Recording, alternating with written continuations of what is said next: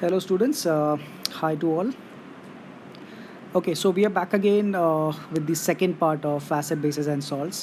I hope आपको last वाला part समझ में आ गया है because that was just an introduction to what we have basically studied about acids and bases. But yes, keep in mind when we talk about acids and bases, the first thing that comes to your senses is that acid is something which produces H plus ions and base is something which produces OH negative ions. ठीक है.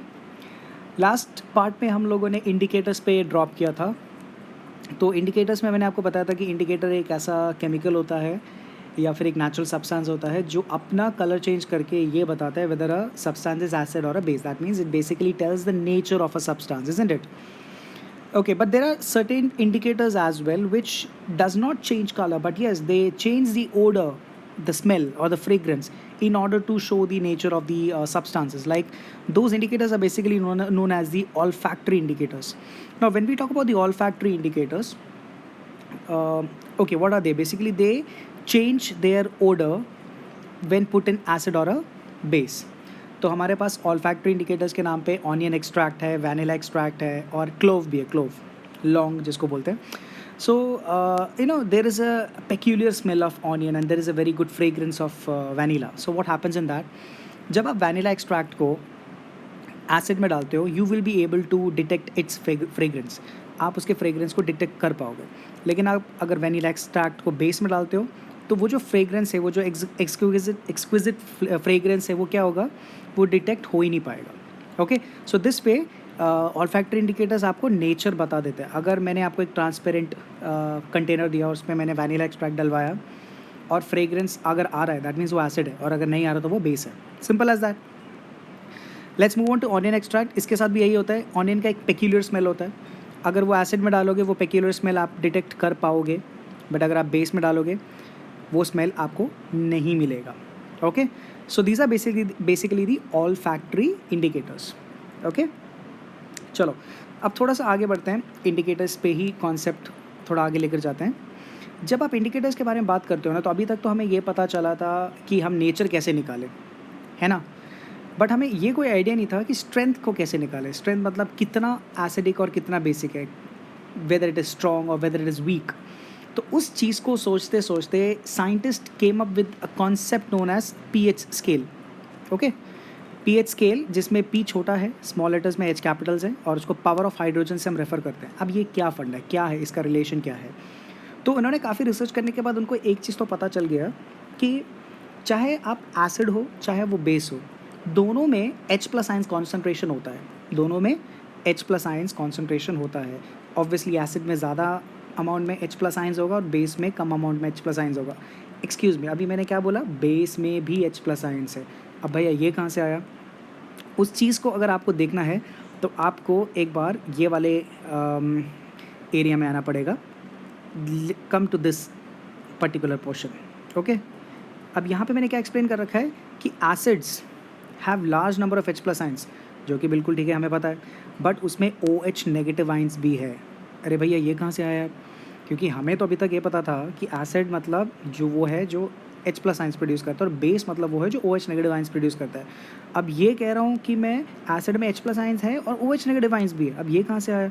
इसको समझने के लिए जरा आप इस equation में आइए. HCl जब पानी में स्प्लिट होता है तो क्या बनता है? H positive and Cl negative. कोई डाउट? कोई डाउट नहीं है, प्रीटी फाइन. लेकिन अगर मैं थोड़ा सा इंटरनल वे में जाके देखूँ तो स्प्लिटिंग दो चीज़ों की हो रही है यहाँ पे. किस किस की? एक तो HCl की हो ही रही है, H positive and Cl negative.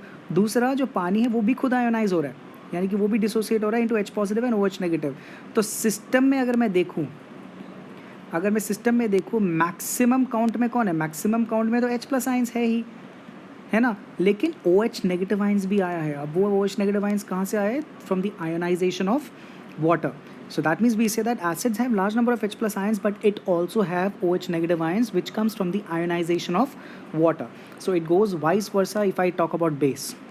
Now base is something which is characteristic to produce OH negative ions, isn't it? So base have large number of OH negative ions, but it also produces H plus ions. Okay, अब ये कहाँ से आया? NaOH को आप split करोगे आपको Na positive OH negative मिलेगा, फेयर इनफ. पानी को स्प्लिट करोगे आपको H पॉजिटिव और OH नेगेटिव मिलेगा. तो ज़्यादा अमाउंट में तो OH नेगेटिव है, लेकिन H पॉजिटिव भी तो आया. अब ये H पॉजिटिव कहाँ से आया? from the ionization of water. So if somebody asks you that acids contain only H plus ions, then it is wrong. Acid, they also have H plus ions as well as OH negative ions, both ways, which comes from the ionization of water. So this is a very good concept as far as your 1 markers are concerned. Okay, let's come back to this area now. अब वापस इधर आते हैं. Okay, अब यहाँ पे क्या हो रहा है, मैंने आपको बताया कि साइंटिस्ट ने एक चीज़ फिगर आउट किया कि अगर मैं किसी तरीके से हाइड्रोजन आयन कॉन्सेंट्रेशन को काउंट करूँ तो मुझे क्या पता लग जाएगा, एसिड और बेस का स्ट्रेंथ पता लग जाएगा. So they divide the scale which is basically inversely proportional to the concentration of H plus ions. मतलब एक स्केल है जो कि 0 से 14 नंबर तक ग्रेडेड है. ओके, एंड उसका काम क्या है, वो जो स्केल है वो we will not go for the mechanism of that scale, but yeah, we will understand about the basic idea of that scale. वो क्या करता है, हाइड्रोजन आयन कॉन्सेंट्रेशन को मेजर करता है और वो एक स्केल को रेफ़र करने के लिए बोलता है. तो अगर हाइड्रोजन आयन कॉन्सेंट्रेशन ज़्यादा है, ठीक है, तो वो एसिडिक होगा, और हाइड्रोजन आयन कॉन्सेंट्रेशन कम है तो वो क्या होगा, बेसिक होगा. लेकिन स्केल जो है वो उल्टा तरीके से चलता है. वो उल्टा तरीके से कैसे चलता है उसको समझने के लिए मैं आपको एक कॉन्सेप्ट बताऊंगा. But before that we have understood that pH scale is something which is inversely indicating the concentration of H plus ions. कहने के लिए मैं OH नेगेटिव आयन से भी काम करा सकता था, लेकिन उसके साथ सिंप्लिसिटी नहीं होती क्योंकि उसमें O भी है, H भी है, 2 चीज़ें काउंट करनी पड़ती. यहाँ पे क्या, सिर्फ H प्लस को काउंट करो, काम बन जाएगा. इसीलिए पावर ऑफ हाइड्रोजन करके नाम आया है. सो acid, you know that it contains more number of H plus ions, and base, you know that it is containing less number of H plus ions. So the strength of an acid is calculated by the number of hydrogen ion concentration. Okay, now you come to this area. Now we will understand how it is done. जो pH की जो value होती है, यानी कि जो number system होता है 0 से 14 तक का, वो किस बेसिस पे होता है, pH value is inversely proportional to H plus ion. मतलब हाइड्रोजन आयन कॉन्सेंट्रेशन बढ़ेगा तो pH की वैल्यू कम हो जाएगी. इन्वर्स रिलेशन है. इसका मतलब क्या है, आपको ये पता है कि एसिड में हाइड्रोजन आयन कॉन्सेंट्रेशन ज़्यादा होता है. एसिड में हाइड्रोजन आयन कॉन्सेंट्रेशन ज़्यादा होता है तो उसकी pH वैल्यू क्या होगी, कम होगी. बेस में हाइड्रोजन आयन कॉन्सेंट्रेशन कम होता है तो इसलिए इसका pH वैल्यू ज़्यादा होगा. Okay, so if the H plus ion is more than the pH, if H plus ion is more than, then the pH value is less and vice versa. तो यहाँ पे मैंने एक स्केल डिफाइन किया है 0 to 14 तक का, जिसमें 0 से लेकर 6 तक एसिडिक रेंज है, 7 is the neutral range and 8 से 14 बेसिक रेंज है. ओके, अब ये जो pH स्केल है सिर्फ pH स्केल के साथ नहीं आता, वो एक और चीज़ के साथ मिला हुआ आता है, उसको बोलते हैं हम यूनिवर्सल इंडिकेटर, जिसके बारे में हम अभी स्टडी करेंगे. तो इससे पहले इंडिकेटर्स क्या थे, litmus paper, turmeric, phenolphthalein and methyl orange. इनका काम था सिर्फ नेचर बताना. लेकिन scientist came up with the concept of calculating the hydrogen ion concentration and they devised the scale known as pH scale, which comes with universal indicator. Now we are going to study about universal indicator, but before that हमें एक चीज़ और समझना है जिसका नाम है hydronium ion. It's a very simple concept but yes it is important. अब ये हाइड्रोनियम आयन क्या है, मैंने लिखा है H plus is equal to H3O positive. इसका मतलब क्या, जो प्रॉपर्टीज़ H प्लस आयन्स के हैं वही प्रॉपर्टीज़ H3O पॉजिटिव के हैं. Hydronium ion is H3O positive. अभी बना कैसे, देखिए, अगर मैं HCl को पानी में डिज़ोल्व करता हूँ, H पॉजिटिव बना, Cl नेगेटिव बना, फेयर एनफ, हमें पता है, और साथ में पानी भी स्प्लिट होता है, H positive and H2O. Okay, अब होता क्या है, ये जो H पॉजिटिव है sometimes reacts with the water, जो कि अभी आयोनाइज नहीं हुआ है. बात समझ में आई. जब मैं HCl को पानी में डालता हूँ, H पॉजिटिव और Cl नेगेटिव तो बनेगा, लेकिन समटाइम्स ये जो H पॉजिटिव है वो क्या करता है, पानी के साथ रिएक्ट कर जाता है. जो अनआयोनाइज्ड पानी है, जो अभी आयोनाइज नहीं हुआ, उसके साथ रिएक्ट करके H पॉजिटिव और H2O रिएक्ट करके मुझे एक चीज़ देता है जिसका नाम है H3O पॉजिटिव. इस H3O पॉजिटिव का जो प्रॉपर्टी हूबहू किसके साथ मिलता है, H पॉजिटिव के साथ मिलता है. इसलिए इसका नाम है hydronium ion, which shares the same property as that of H plus ions. So hydronium ion बनता कैसे है, when the hydrogen ions reacts with unionised water. Okay, so we form hydronium ions. Okay, so let's come to the concept of pH scale and universal indicator. अब आप पूछेंगे कि universal indicator भला क्या चीज़ है. अब universal indicator is basically the mixture of many dyes, okay, which detects the nature as well as strength of the acid and base. मैंने अभी आपको बताया कि पीएच स्केल क्या करता है, आपको एक रेंज बताता है, 0 to 14 नंबर तक का एक रेंज बताता है, ठीक है. और अगर मैं बात करूँ उस रेंज के बारे में बात करूँ, I am coming back to this point again. एक मिनट, अगर आप ध्यान से देखें यहाँ पे, तो 0, 1, 2 वाला जो रीजन है वो हाईली एसिडिक है. 3, 4, 5 वाला जो रीजन है, ये वाला जो रीजन है वो वीक एसिड है। ऑन द अदर हैंड ये जो 8, 9, 10 वाला जो रीजन है वो वीक बेस है, और 12, 13, 14 वाला जो रीजन है वो हाईली बेसिक है, एंड 7 वाला मैंने आपको बताया it is neutral in nature. तो ये स्केल है जो कि किसके ऊपर बेस्ड बना है, हाइड्रोजन आयन कॉन्सेंट्रेशन पे बेस्ड बना है। Higher the value of hydrogen ion, lower will be the value of pH value. Okay, अच्छा, अब ये आपको मैंने बताया कि जो पीएच स्केल है, pH scale comes with universal indicator, जो कि साइमल्टेनियसली दो चीज़ें बताता है, एक स्ट्रेंथ बता देता है और एक नेचर बताता है। स्ट्रेंथ मतलब उसकी how strong and how weak it is, and nature मतलब वेदर इट्स एन एसिड और a base. So this is the thing which is basically right now which is used. Litmus तो है ही है, लेकिन अगर आपको श्योरिटी चाहिए और ये पता करना है कि क्या चीज़ है, नेचर क्या है, स्ट्रेंथ क्या है, so this is the best part to go with. Okay, तो ये जो मैंने आपको यहाँ पे दिखा रखा है, ये चीज़, ये है आपका पीएच पेपर और पीएच स्केल। ठीक है, यहाँ पे आपको पीएच स्केल दे रखा है, आपको इस फॉर्मेट में भी मिलता है और आपको इस फॉर्मेट में भी मिलता है, राइट। और ये आपका पीएच पेपर है, दोनों फॉर्मेट में पीएच पेपर और ओके। अब हम क्या करते हैं, होता क्या है कि ये जो आपका बॉटल है ये आपका यूनिवर्सल इंडिकेटर है, ठीक है। इसमें से एक डिप लिया और मेरे को एक ट्रांसपेरेंट बॉटल, ट्रांसपेरेंट बीकर में, ट्रांसपेरेंट मीडियम दे रखा है एक बीकर में, राइट। अब मुझे पता नहीं वो एसिड है या बेस है, आई हैव नो आइडिया। मैं क्या करता हूँ, मैं एक डिप लेता हूँ यूनिवर्सल इंडिकेटर का और उसको जाके कहाँ डाल देता हूँ, उस बीकर में डाल देता हूँ, तो कुछ कलर चेंज होगा। उस कलर चेंज को मैंने रेफ़र किया इस चार्ट से, तो मैंने देखा कि वो जो कलर आ रहा है वो किसके इक्विवेलेंट आ रहा है, रेड के इक्विवेलेंट आ रहा है। रेड मतलब पीएच नंबर 0, यानी कि हाईली एसिडिक। तो मुझे उसका स्ट्रेंथ भी पता चल गया, राइट।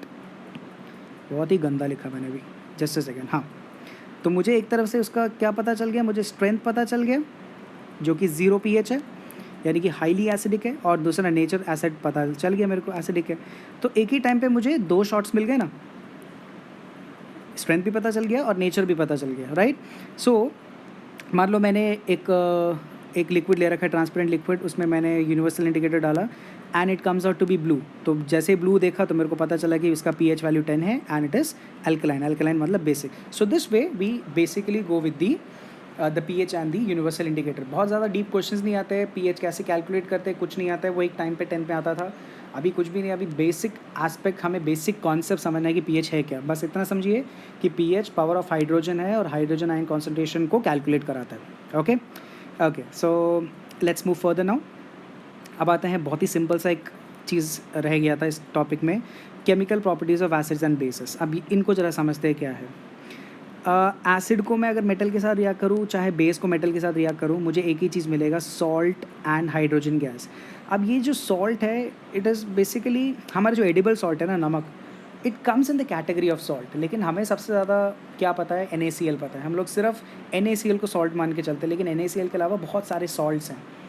सॉल्ट कैटेगरी के अंदर NaCl आता है, ये चीज़ आप ध्यान रखेंगे। ओके, सो ये भला सॉल्ट है क्या चीज़, पहले ज़रा ये समझते हैं कि सॉल्ट क्या है, उसके बाद हम आगे जाएंगे। तो ये सॉल्ट को समझने के लिए अब ज़रा सब लोग यहाँ पे ध्यान दीजिए। मैंने लिखा है HCl जो कि एसिड है, और मैंने लिखा है NaOH जो कि बेस है। ओके, अब ये जो N है, Na यानी कि सोडियम, सोडियम एक मेटल है। सोडियम मेटल क्या करता है, हाइड्रोजन को डिस्प्लेस करता है, उसका जगह जाके बैठ जाता है, ठीक है, और वो जो हाइड्रोजन है उसके साथ निकल जाता है। तो यहाँ पे आपने क्या देखा कि एक मेटल हाइड्रोजन को निकाल कर उसका जगह ले लेता है, लाइक दिस। तो ये NaCl जो बना, इसका बेसिक नाम क्या है, सॉल्ट। दो इसका नाम सोडियम क्लोराइड है, but it comes in the category of salt. So what is a salt? A salt is a compound formed by replacing hmm, hydrogen from an acid by a metal. हमेशा ध्यान रखिएगा, salt कब बनता है, जब एक metal hydrogen को replace करता है, कहाँ से, एसिड से, और उसका जगह जाके बैठ जाता है। तो जो कंपाउंड बना, उस कंपाउंड का नाम है भैया salt. Okay, so I will be using this word salt in all of the reaction, that's why I explain you. Rather हमारे पास एक सॉल्ट का एक एक्सक्लूसिव टॉपिक भी आ रहा है, पूरा हम सॉल्ट ही स्टडी करेंगे उसमें, बट फिर भी मैंने आपको बता दिया कि सॉल्ट होता कौन है, एक कंपाउंड है। जब एसिड में पड़ा हुआ हाइड्रोजन को कौन रिप्लेस करता है, एक मेटल रिप्लेस करता है, उसके बाद जो कंपाउंड बना, ठीक है, उस कंपाउंड का नाम है salt. Got it, fine. So let's come to the above reaction, this reaction now. तो मैं क्या कह रहा था, अगर मैं मेटल को एसिड के साथ रिएक्ट करता हूँ, क्या होगा, मेटल क्या करेगा, हाइड्रोजन को निकाल देगा, उसका जगह जाके बैठ जाएगा। तो यहाँ पे मुझे सॉल्ट मिला, जिंक क्लोराइड, और साथ में निकला हाइड्रोजन गैस, इवॉल्व हो रहा है। अगर मैं बेस लेता हूँ, बेस NaOH एक बेस है, तो भी क्या होगा, यहाँ पे ये दोनों मिल जाते हैं, ठीक है, एक दूसरे को निकालेंगे नहीं लेकिन मिल जाते हैं। यहाँ पे ये जो चीज़ बना सोडियम जिनकेट, नाम याद रखिएगा, ये आगे बहुत काम आएगा।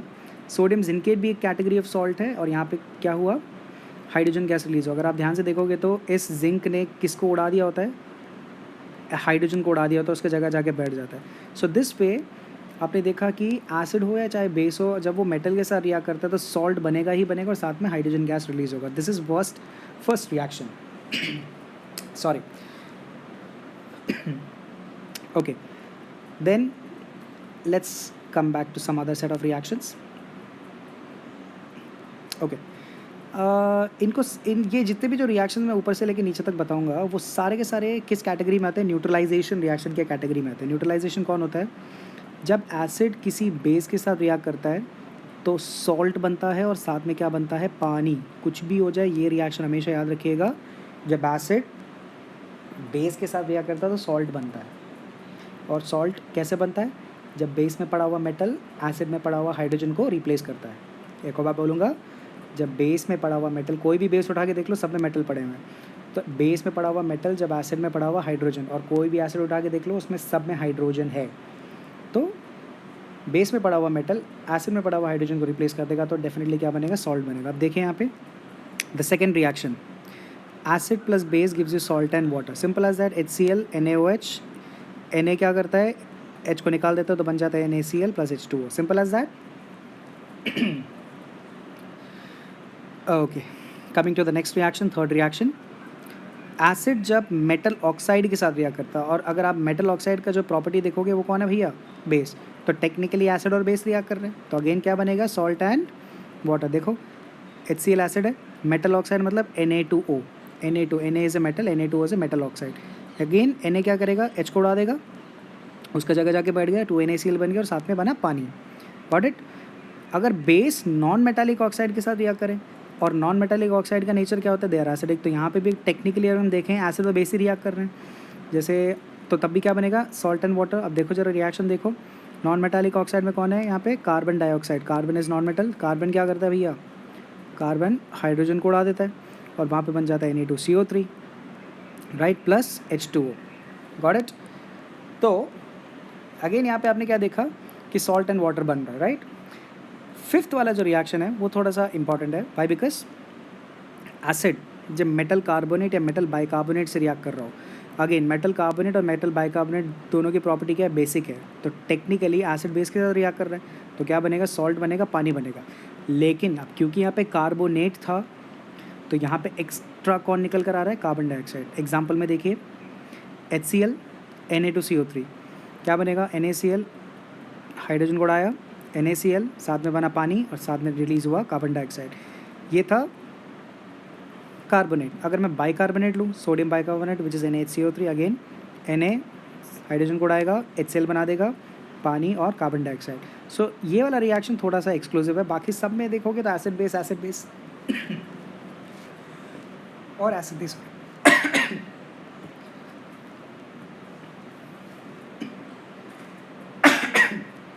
I'm sorry guys.